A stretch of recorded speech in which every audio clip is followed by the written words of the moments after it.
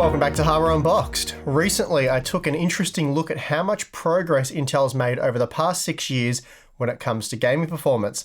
And I did this from two angles. Firstly, I isolated any gains that have been achieved by increasing the operating frequency or tacking on more cores, and this gave us a really good idea of the architectural refinements that Intel's made while stuck on the 14nm process. Of course, over the years, they've also achieved much greater operating frequencies, while they've also expanded the core count.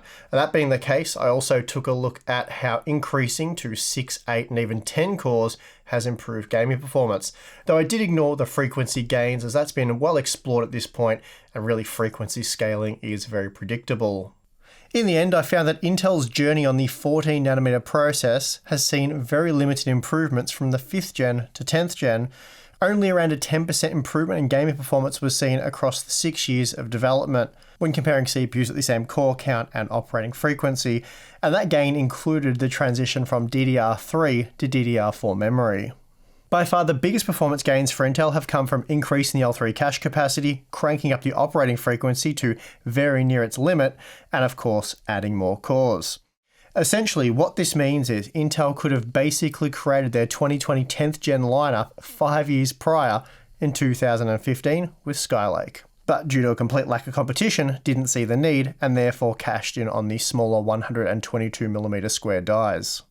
Speaking of competition, or lack thereof, a lot of you asked if I could review 6 years of AMD progress using the same test method, so comparing flagship parts of each generation with 4 cores enabled at a fixed frequency, and then I suppose include some current generation parts running with all cores enabled but at the same frequency. Now, I imagine the motivation for some viewers was to show AMD in a much more positive light by highlighting the massive gains the company has achieved since the FX days. And while AMD has done very well here, they were coming from miles behind Intel. So in my opinion, depending on how you look at it, AMD's been less impressive over the years, as in my mind, AMD was completely irrelevant on the CPU front for quite a long time during the FX era. But anyway, before we get into all of that, let's talk about what exactly we're looking at here, then go over the test system setup, and then of course we will jump into the benchmarks.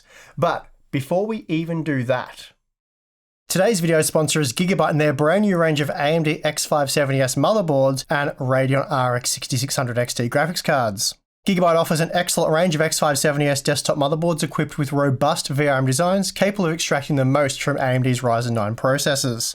Then for gamers, they have some shiny new 6600 XT graphics cards such as the Gaming OC model that we looked at recently, featuring a large WindForce 3X cooler. So for more information, please check the links in the video description. Okay, so for this one, we're going back to 2012 when AMD released the FX 8350 based on the Piledriver core using GlobalFoundries troubled 32nm process.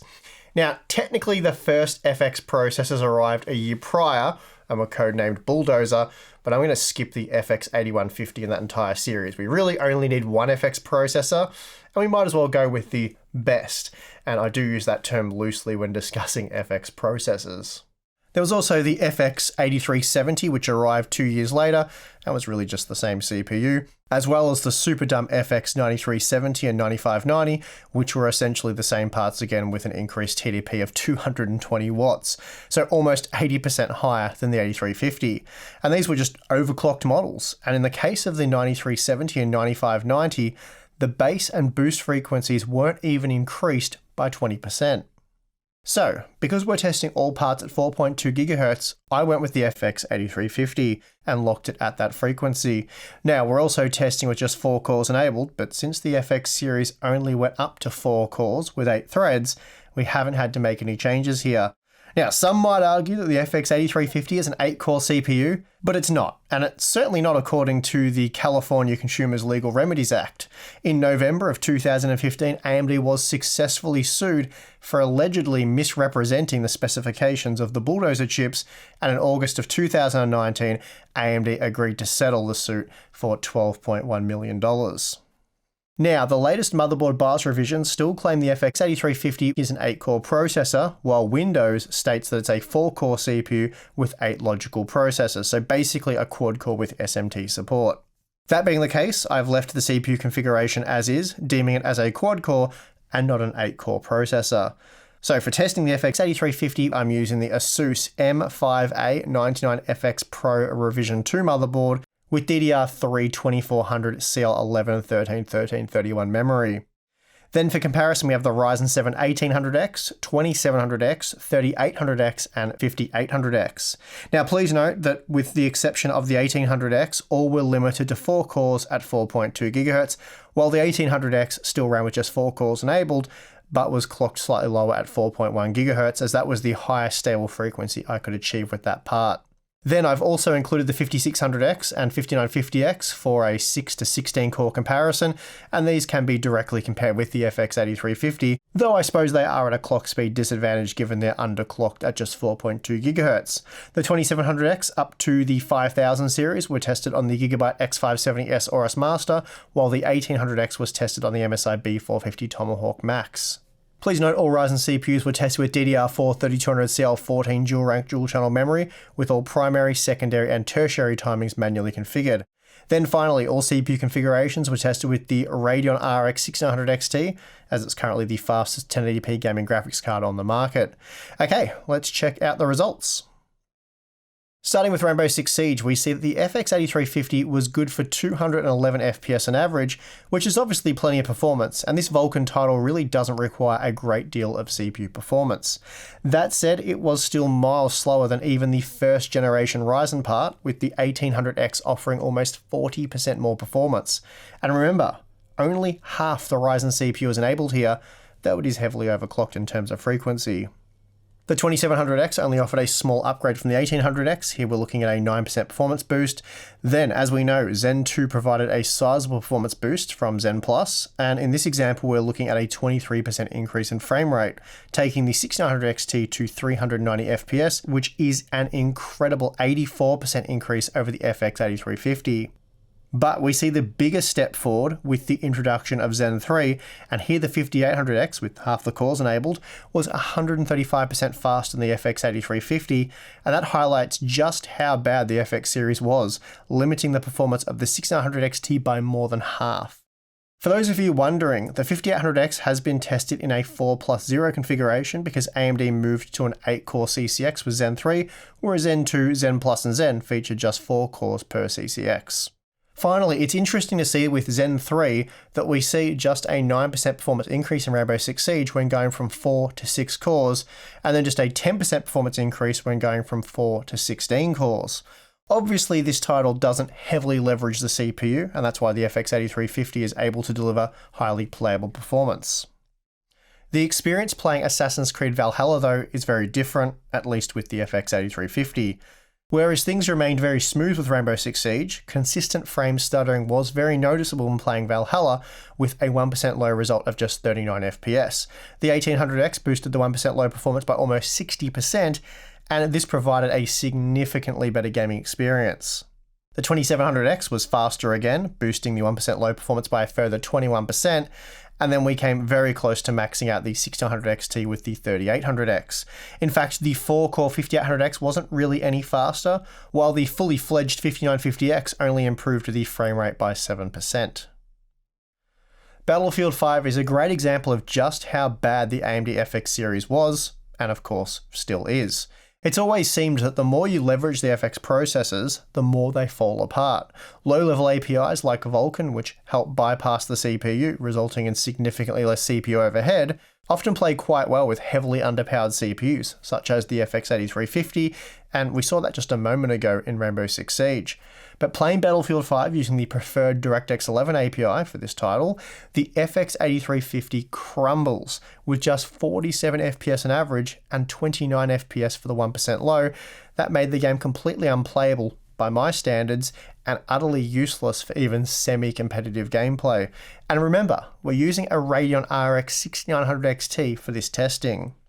The Ryzen 7 1800X on the other hand was 160% faster. So yeah, that's a 160% performance uplift. I've just got to say that again because that's nuts. And that's from one generation to the next for AMD. Albeit from a failed generation to a somewhat successful generation, but still a massive performance uplift all the same. AMD were then able to improve performance further by 11% with Zen Plus, and then another 16% with Zen 2. as the 3800X allowed for 158 FPS on average, and then with Zen 3 we see a further 21% performance increase, hitting 191 FPS, and that's a 306% increase from the FX 8350. Going from the 4-core configuration using the 5800X with half the cores enabled, performance in this title was boosted by 10% with 6 cores and then 27% with 16 cores.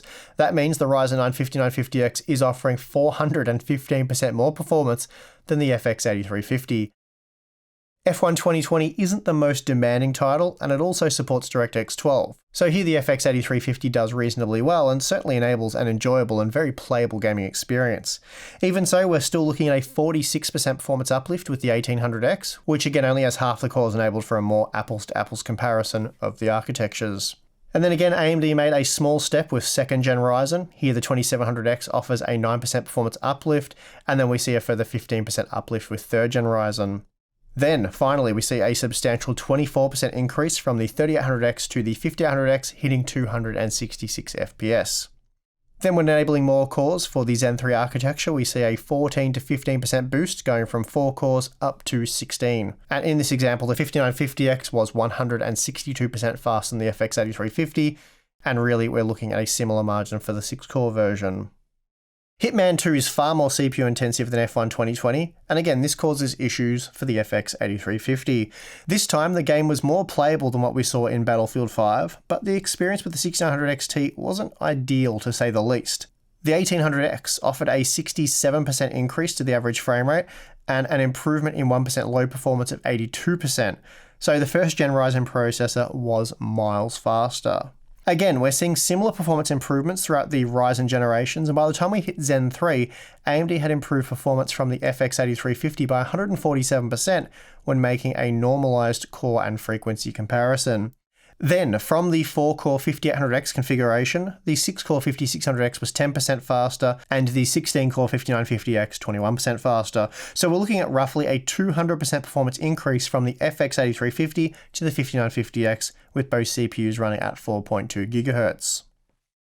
Horizon Zero Dawn played quite well on the FX 8350, and again, what we have here is a game using a low-level API that's not particularly CPU demanding. Even so, the 1800X with half its cores enabled offered 35% greater performance, and by the time we reach the 5800X, which still only has half its cores enabled, we're looking at a 105% performance improvement from the FX processor. Interestingly, adding more cores doesn't really do much for this game, so if there was a quad-core Zen 3 CPU, it would be more than capable of getting very near the most out of the 6900 XT in this game. Cyberpunk 2077 is another game that makes use of a low-level API, but this game's also very CPU demanding, and as a result the FX 8350 tanks, delivering a 1% low result of just 32 FPS, and let me tell you, compared to every other CPU tested, the experience with the FX processor was horrible.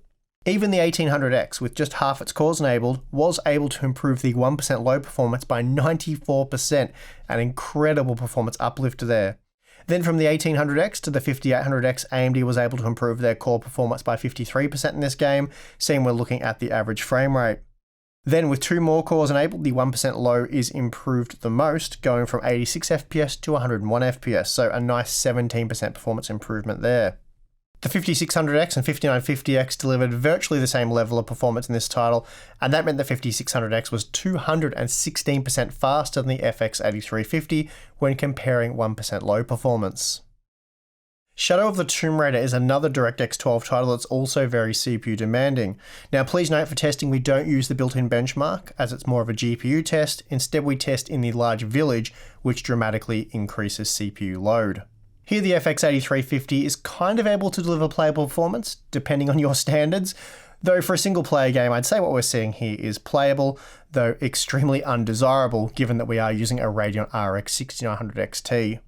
It also meant that the Ryzen 7 1800X was able to improve the 1% low performance by 51%, a massive generational improvement made possible by the fact that the FX series was a dumpster fire that AMD took 6 years to put out, and even then the stench hung around for another year or so. AMD was really away with the arrival of Zen 2, which boosted performance over the 1800X by almost 30% when matched at the same core count and clock frequency, which was really never the case as TSMC's 7nm process clocked much better. Then by the time they reached Zen 3, AMD was now offering 126% more performance than the FX 8350 when matched at the same core count and clock frequency. But with 6 cores enabled, we're looking at a further 30% increase seen with the 5600X, and then 38% with the 5950X, so 16 cores. That means the 5950X is 213% faster than the FX 8350 when comparing the average frame rate, and 250% faster when comparing the 1% low result. So yeah, it's a bit faster. Last up, we have Watch Dogs Legion, which is another CPU-demanding DirectX 12 title, and this one also crushed the FX 8350 to the point where I'd say it wasn't really playable with a 1% low of just 28 FPS. The 1800X with just half its cores enabled blasts ahead with 76 FPS on average, and that's an 81% uplift. Then we saw a massive 126% performance uplift with the 3800X and 152% with the 5800X, again with 4 cores enabled. Jumping up from 4 Zen 3 cores to 6 nets us an improvement of 18% when looking at the average frame rate, or 29% for the 1% low. Then jumping from 6 to 16 cores doesn't really do much in this title, and really we're miles off that kind of processing power being required for gaming. As expected from AMD's dark days of the FX series, the company has made some serious performance improvements with Ryzen, and finally managed to overtake Intel with Zen 3, though Intel is expected to strike back with Alder Lake shortly. Anyway, before we get to any of that discussion, let's take a look at the average performance seen across the 9 games tested. Okay, so on average, the FX 8350 was good for 70 FPS on average, with a 1% low of just 47 FPS. In comparison, the Zen architecture, represented by the 1800X, with half its cores disabled, but a fairly substantial frequency boost, it improved clock-for-clock performance by a whopping 60% or 70% if we look at the 1% low results.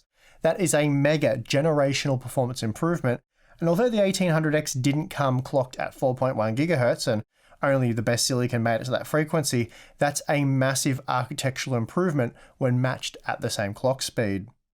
Even if we were to wind the 1800X back down to 3.6 GHz, which is a 12% frequency reduction, you'd only expect to see around a 10% drop in performance. So whichever way you slice it, first generation Ryzen was a mega upgrade for AMD. Then from Zen to Zen Plus, we saw another 10% boost, and this time the 4.2 GHz frequency was a bit more realistic. Then AMD managed a further 15% increase with Zen 2, and then a further 17% with Zen 3. So those really are some solid clock-for-clock gains seen across the Ryzen generations. It's crazy to see just how much catching up AMD has had to do over the past few years, and it really wasn't until the 3rd generation of Ryzen that they were finally knocking at Intel's door. And at the time, Intel was plucking away with Coffee Lake, which architecturally was really just Skylake from 2 years prior. Just think, back in 2016, so a year prior to the release of the very first Ryzen processors, AMD was relying on parts like the FX 8350 to do battle with Skylake CPUs like the 4-core 4-thread 6600K or the 4-core 8-thread 6700K, and really, it was even struggling to keep pace with the Core i3 dual cores of the time, as most games really only required an Intel 2-core 4-thread processor. Roughly speaking, the 6700K is about equivalent to the 3800X when locked at the same frequency and core count, so 4 cores. This means though there was a period in time where, if the GPU limits were largely removed, Intel CPUs could offer around 100% more performance in games. And this is why the FX 8350, which realistically was the flagship part, came in at an MSRP of just $195 US, a little less than that of Intel's fastest Core i5s, and at that price it was still a terrible buy. Ignoring the horrible FX series though, AMD has still made serious inroads with Ryzen, boosting performance by almost 50% from the 1000 series to the 5000 series, and that's when matched at the same frequency, or near enough. Given Zen 3 clocks even higher and has 12 and 16 core models, the true performance uplift is much greater. Still, you can't compare Intel's 10% architectural gains seen over the last 6 years to AMD's 50% uplift over the past 4, simply because they were coming from 2 very different starting points. Yes, AMD is finally ahead of Intel, at least at the moment, but it's taken them a very, very long time to get back on top, and for the majority of that journey, they were so far behind, almost everyone forgot about them. Finally, I'm sure a few of you will be asking yourself, where are the power consumption figures? But I never like to include those in these for science type benchmarks because they're horribly inaccurate and there's really no conclusions that can be drawn from them. This is because parts like the 1800X are heavily overclocked and as such were fed a serious amount of voltage to achieve stability, while parts like the 5800X were essentially underclocked. Also, power measurements are really best left to stock testing, allowing us to make performance per watt comparisons, and you can find that information in our day one reviews for these parts. I think the next step here would be to retest the Intel CPUs at 4.2 GHz and see how they compare across the generations, as that will give us a really good comparison of the progress each company has made over the last few generations. Anyway, for this video, that is going to do it. If you did like it, give it a like, subscribe for more content. As I said, there'll probably be a third part of this series coming up in the next week or so that should be very interesting. Also, if you'd like to join the Hardware Unboxed community, you can do so over at Patreon, Floatplane. Links for those are in the video description. Check them out if you're interested because you will get access to some pretty cool stuff. We do a monthly live stream which will be coming up very shortly in the next few days actually for Patreon and Floatplane members. So if you're interested in chatting with Tim and myself live and asking us questions and having us address those live, then yeah, that's worth signing up for. We also do Q&A stuff, behind the scenes content, and we have an exclusive Discord server for members. So yeah, really cool community there. And again, Tim and myself are active there. But anyway, enough about all of that. If you're interested, check it out. If not, perfectly fine. I would like to just thank you for watching this video. I'm your host, Steve, and I'll see you again next time.